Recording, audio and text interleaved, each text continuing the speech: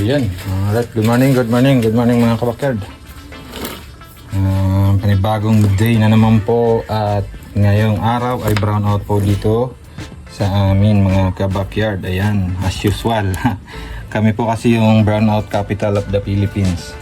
Walang iba kundi Sorsogon. Okay? So ayan po, another tips po tayo mga kabakyard sa mga alaga natin pag ganitong pong brownout. Especially dito sa amin, 12 hours po lagi yan pag nagba-brownout. From 8 hanggang 5 or minsan inaabot ng 6 po yan ng gabi. Okay?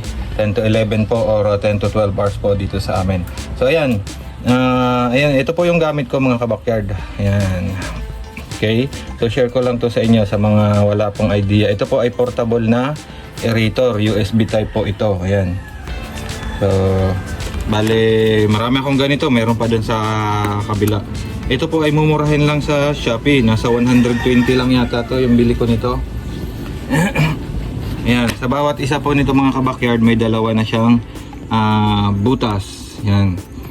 So dalawang pand na ang pwedeng supplyan mo ng aerator. So kung may dalawa ka, di apat na pand na po ang pwede mong supplyan. So nagko-connect na lang ako dyan, depende sa haba ng air hose na kailangan ko. So ang nagpapatakbo po nito ay ayan, ang ating mahiwagang power bank. So kahit anong power bank po, pwede po ito dahil USB type. Ito po sa akin hindi to, kahit maghapon hindi to nalolobat. So depende na lang din sa capacity ng power bank nyo. Ayan. So yan lang po ang pinaka solution ko pag may brownout dito sa amin. Bale yung power bank ko, dalawa po to. Meron pa akong extra doon sa loob. Saka sakali mang mas mahaba pa ang brownout na aabutin. Okay? So lalo po kung may mga alaga kayong mga ulang or mga isda na hindi pwedeng matagalan na walang aerator. Ayan, dito kasi ulang. Ayan, medyo malalaki na yan. Pag maghapon na walang aerator, patay yan sigurado. So ito po ang solusyon natin. Portable aerator po na USB type. Okay? Mura lang to, kaya hindi to mabigat sa bulsa.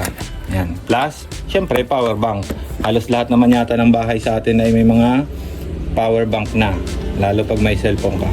Okay? So yun lamang po. Another dagdag kaalaman mga kabakyard. Hopefully may naitulong. Thank you.